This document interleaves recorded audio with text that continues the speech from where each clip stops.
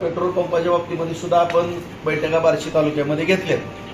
आता सगळ्या पंपधारकांना तहसीलदार साहेब आम्ही सगळ्यांनी एक विनंती केली, बाबा कुठेही म्हणजे अशी अफवा उठल किंवा कुठेही आपल्या इथं डिझेल पेट्रोल नाही असा विषयच होऊन देऊ नका। काय अडचण आली तर आम्हाला सांगा, आम्ही मदत करू।